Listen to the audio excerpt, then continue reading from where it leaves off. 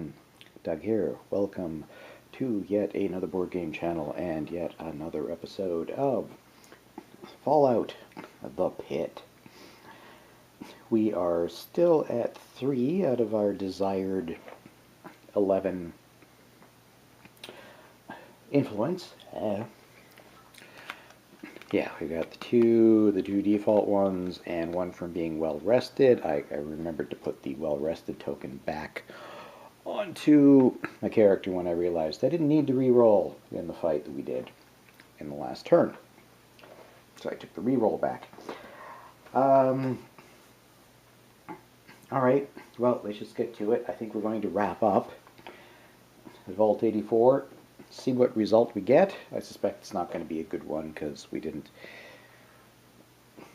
Well, we'll see. I kind of have an idea of how this little mini quest goes because it's popped up in other walkthroughs I've done. I expect many expansions for this in the future that's going to bulk all this up so you have a little more randomness. That's okay. We're gonna see Vault 84 to the end. So yeah, let's start our first turn. First action. Yes, on Vault 84. So we are going to pick a Vault 84 encounter of which there is just the one. The time for the vote has come. Everyone in Vault 84 gathers in the main hall and begins casting votes into a large metal box. Many people glare at the outsiders present. This is not looking good for you, so we only have one option: participate in the vote.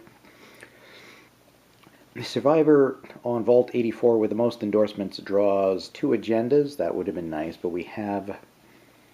I mean, technically we kind of have the most endorsements because we're the only player and we're better than anyone else, but we don't have any, so I don't think that counts. However, each survivor on Vault 84 with the fewest endorsements, which I think at 0 means us, yeah, we do suffer 3 damage and, oh, we'll move a space. Okay.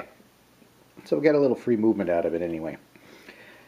If more than one survivor were tied for most endorsements, they would each draw one agenda. So yeah, we're going to take a hit of 3. 1, 2, 3. We're still at 11 HP. That's not bad.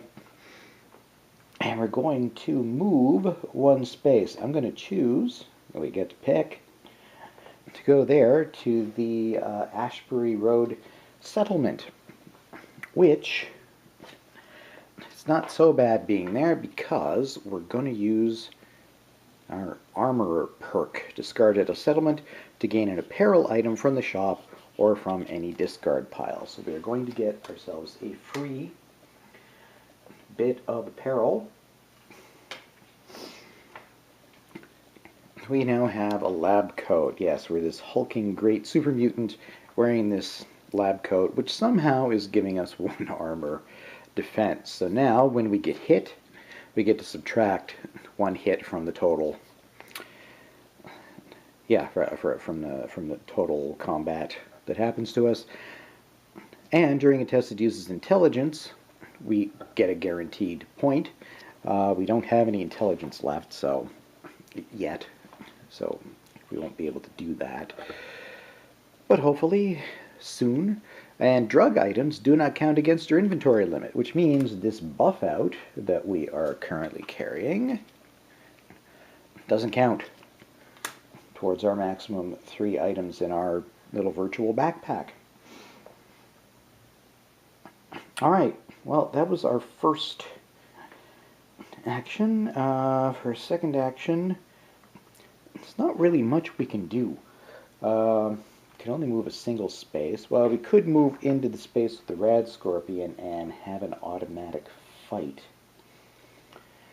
And then move over there. Or we could have... Yeah, I think I'm going to decide. I'm going to have a... yeah. We're going to have ourselves a settlement encounter. Oh, wait. First, forgot, you always have at least 4 things available in the shop, as it were, so we need to reveal one more. Now there's some formal wear. That would look even better on our big hulking super mutant. Same amount of armor, 1. You get an automatic hit during a test that uses charisma, which we do have, and you ignore all companion requirements. So this little thing about you have to have certain things when you want to exhaust them to keep them, that doesn't matter. Yeah, so that's available for 7 caps. I kind of like what we've got, though. All right, now we are going to, for our second action, well, no, we already had one. I'm not sure if it's like 1 encounter on each spot. You know, I suspect we can't have the encounter. So you know what? Yeah, we're going to go ahead and move. Whoop. And we're going to step through this spot first with the Rad Scorpion, which gives us a free fight, because, as you can see, it is aggressive. Just walking near it means it attacks. Also, this little symbol here means that if we fail to fight, to kill it, it's actually going to hide and flip face down. As it is, let's see what happens. We only need a single hit on its arms or its legs.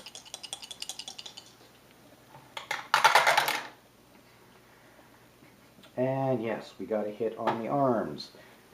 It got 1 hit, which we now get to ignore because of our lab coat. So we take no damage. We destroy this, giving us an experience point that puts us up to C.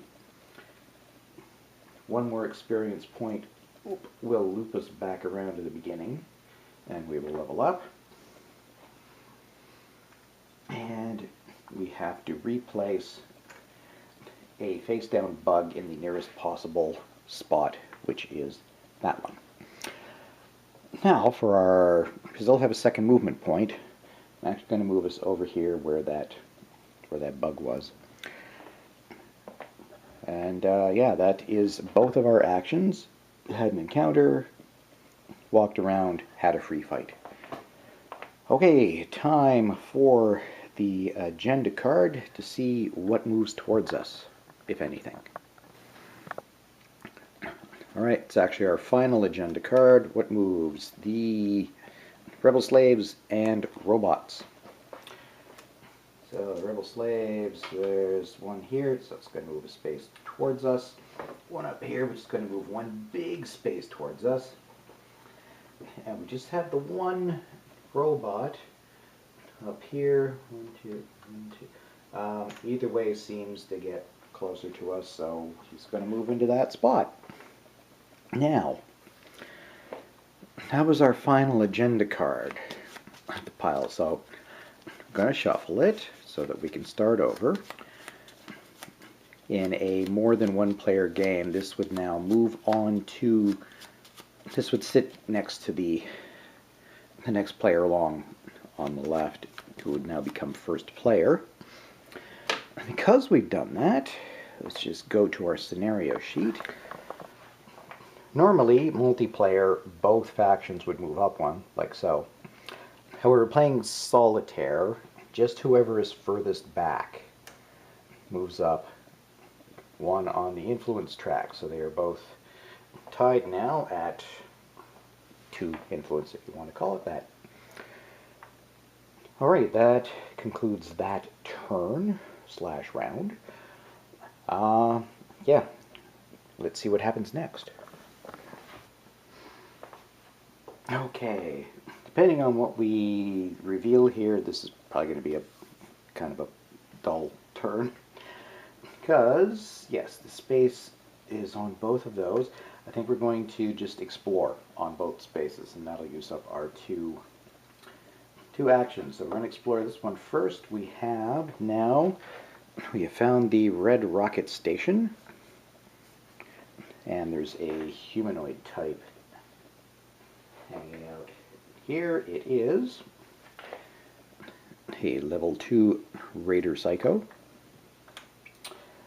I'm hoping to find either the Tower or Vault 109 or even Ashbury Road at this point. Yeah, so let us look at this one here for our second action. Come on. Found the Hoffman farm. Boy, those are some big spaces. Which has a bug on it.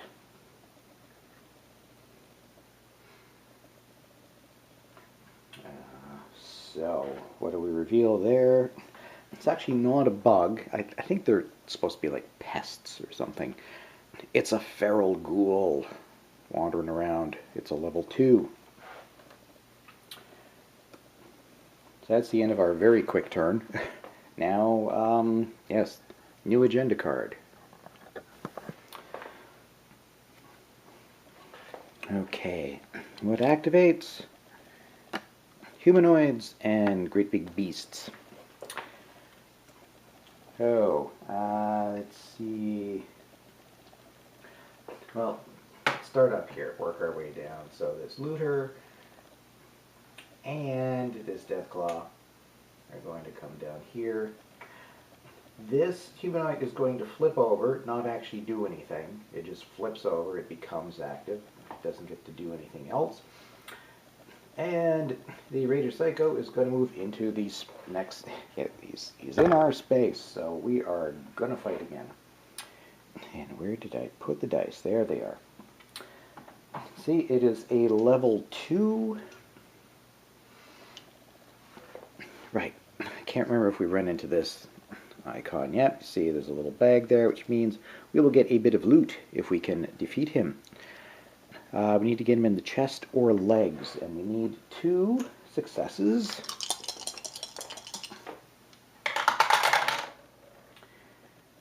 Well, we got him in the chest 3 times, so there you go. That is success. He only got 1 hit on that, which we blocked with our lab coat, so we didn't even take any damage for it. So he goes away. Before I forget, we will replace him with a face down one right there. We get some loot. What have we got? Metal armor.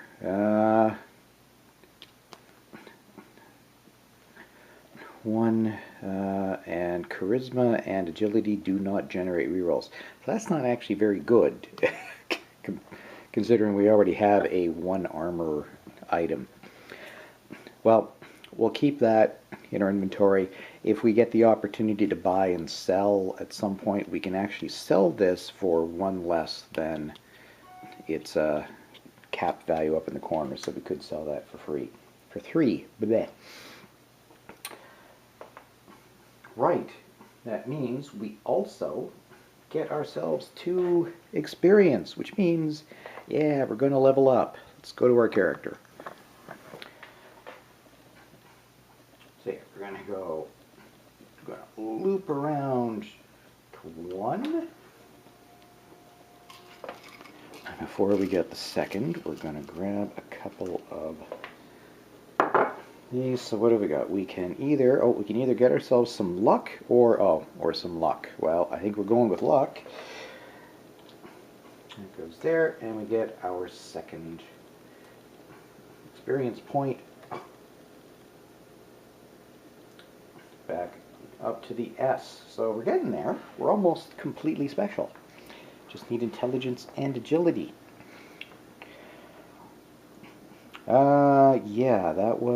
That was just the agenda phase. Everything coming at us. So that means it's our turn again. Yeah, we'll move back to the board and take another couple of actions. Okay, first action. Actually, I could have done it back there, but I didn't think to. Okay, what we're going to do, we're going to move. Let's move into the Hoffman farm. want to keep exploring. For our second action, yeah, unfortunately we're gonna help out the slavers because that's what we want with this agenda card. The higher they are, the more points we've got. We just don't want them to get too high. Right, we are going to gather intelligence on the resistance group. So as an action, at any settlement, we need we need a skill check roll of 3. We get to re-roll dice if we have charisma, which we currently do. Is that visible? That is visible. Okay. We need 3, and we got it right away. Now we need to re-roll 1, 2, and 3. Which means a couple of things. Just going to relocate down to the scenario and our character. Alright, so the first thing that happens is the Slavers faction gets to go up 1, which means we now have 4 of our desired 11 influence. We got 1, 2, 3 for being well rested, and 4 for 1 point of the slavers being head. We are also going to get 3 experience points for it. So 1, 2, 3, putting us up to charisma. 2 more, and we will level up again, and then we are going to stage a couple of new cards and trash this one. I'll just grab those cards and be back in a moment. Alright, so we still have the Hippocratic Oath quest going on. Our main quest line continues with Fires of Revolution. Recent killings have caused a backlash, and the wasteland is on the verge of war. Regardless of the outcome, many lives will be lost, and those who do not prepare now will surely be among the dead. So our options are 1, assist in the construction of Haven's fortifications. So at the bridge, it's way up at the top of the map right now. As an action, we can do a skill check of 4, reroll on intelligence and luck.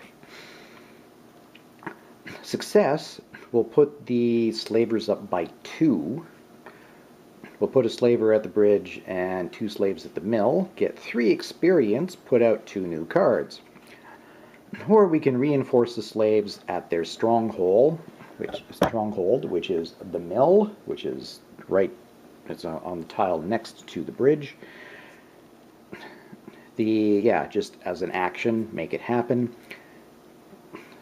The slaves will go up by 2. We'll place more. We'll place a slaver at the mill and 2 slaves at Haven. 3 experience and stage a couple of other cards and trash this one. And now we have another side quest. And the Wasteland Survival Guide. Hi, says a chipper-looking woman. My name's Moira. Oh god, if you played Fallout 3, you remember Moira extremely well. Don't you? And I'm trying to write a guide to surviving the wasteland. But I don't have a lot of experience out there. Will you help me? I need some food from the Super Duper Mart. So we can go pick up some food at the Super Duper Mart. When we find it as an action, we need a skill check of 4, reroll on perception and intelligence. We'll get an agenda card, and we would keep this card. It's a survival guide contribution. Presumably the more of these we get, the better the rewards if we finish the whole thing. And we'll stage another card. Or, she just wants food, right? Who cares where it comes from? So at any ruins, skill check of 3, reroll on luck. Still get an agenda, but we don't get to keep this when we stage the next card. I suspect keeping this would be superior. So if we could find the Super Duper Mart, that would be great. I wonder if we can pull that off. Anyway,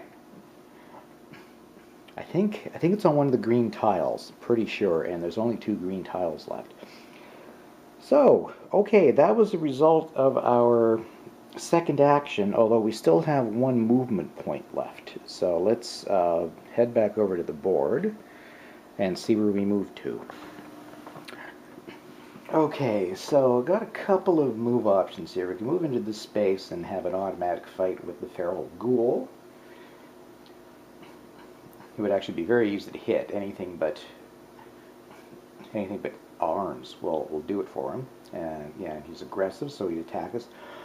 Or, well, Super Duper Mart is under one of those, I'm pretty sure. So we're going to go ahead and actually move into the irradiated space. So we are going to put our radiation up to 1. But because we're a mutant, we get an experience point for it, putting us up to luck. So just one more and we'll level up again. Yay.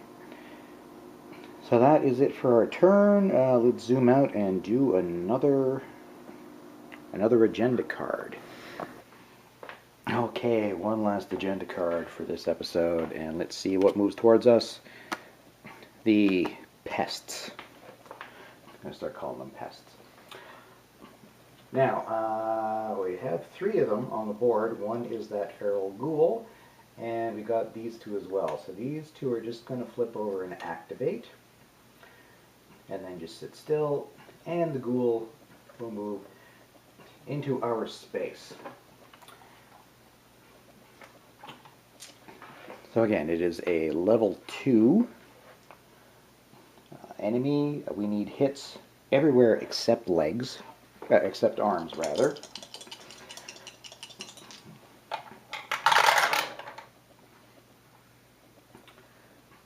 Well, there was an arm in there, but these 2, yeah, managed to hit this one. Could have hit him all over the place. And the legs. So yeah, we did 2. Managed to do that. He hit us 3 times. Ouch.